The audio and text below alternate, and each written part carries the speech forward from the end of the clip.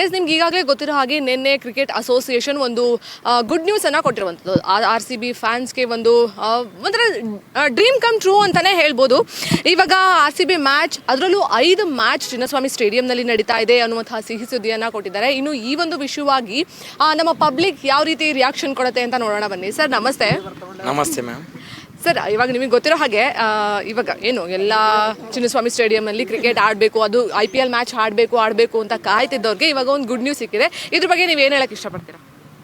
ಇವಾಗ ಎಲ್ಲ ಕಠಿಣ ಕ್ರಮ ತೊಗೊಂಡ್ಬಿಟ್ಟು ವೆಂಕಟೇಶ್ ಪ್ರಸಾದ್ ಅವರು, KS ಅವರು ಕಠಿಣ ಕ್ರಮಗಳನ್ನು ತೊಗೊಂಡ್ಬಿಟ್ಟು ಯಾವುದೇ ಅನಾನುಕೂಲ ಆಗಲಾರ್ದಂಗೆ ಒಳ್ಳೆ ರೀತಿಯಾಗಿ ನಡೆಸ್ಕೊಡುವಂಥ BCCI ಕೂಡ ತೀರ್ಮಾನ ಮಾಡ್ತಿದ್ದಾರೆ. 15ನೇ ತಾರೀಕುವರೆಗೂ ಪ್ಲೇಯರ್ಸ್ಗಳೆಲ್ಲ ಅರೈವ್ ಆಗ್ತಿದ್ದಾರೆ. 22ನೇ ತಾರೀಕುವರೆಗೂ ಅನ್ಬಾಕ್ಸ್ ಇವೆಂಟ್ ಇದೆ.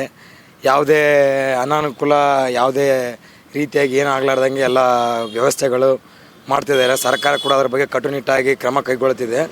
ಯಾವುದೇ ಅನಾಹುತ ಆಗಲಾರ್ದಂಗೆ ಹೆಚ್ಚಿನ ರೀತಿಯಾಗಿ ಶುಭವಾಗಲಿ ಎಲ್ಲ ಪ್ಲೇಯರ್ಗಳಿಗೆ ಅಂತ ನಮ್ಮ ಆಸೆ. ಅಲ್ಲ, ನನಗೆ ಯಾರೋ ನಿಮ್ಮ ಫ್ರೆಂಡ್ಸ್ ಹೇಳ್ತಾ ಇದ್ರು, ನೀವು ನೈಟೆಲ್ಲ ಆರ್ ಸಿ ಬಿ ಅಂತಲೇ ಇದ್ರಂತೆ. RCB ಅಂದರೆ ಅದೇನೇ ಮ್ಯಾಡ್ನೆಸ್ ಲವ್ ಇದ್ದಂಗೆ ನಮಗೆ ತುಂಬ ಅದೊಂದು ಡ್ರೀಮ್ ಕನಸಿತ್ತು. ನಾವು ಕೂಡ ಸ್ಟ್ಯಾಂಪ್ ಹತ್ರ ಇದ್ವಿ, ನಮಗೆ ಕೂಡ ಅನುಭವ ಆಯ್ತು. ಈ ರೀತಿ ಯಾವುದೇ ಆಗಲ್ಲ ಅಂತ ಸರ್ಕಾರ ಒಳ್ಳೆಯ ಶುಭ ಸೂಚನೆ ಕೊಟ್ಟಿದೆ. ಹಾಗಾಗಿ ಯಾವುದೇ ರೀತಿಯಾಗಿ ಯಾವುದೇ ಅನಾಹುತ ಆಗಲಾರ್ದಂಗೆ ಸರ್ಕಾರ ಎಚ್ಚರಗೊಂಡಿದೆ. ಅಲ್ಲ ಅಂದರೆ ಈ ಸಲ ನೀವು ಮ್ಯಾಚ್ ನೋಡೋಕೆ ಹೋಗ್ತೀರಾ ಅಂತ? ಮ್ಯಾಚ್ ನೋಡೋಕೆ ಹೋಗ್ತೀವಿ 100% ಖಂಡಿತ. ಯಾರು ನಿಮ್ಮ ಫೇವ್ರೆಟ್ ಪ್ಲೇಯರ್?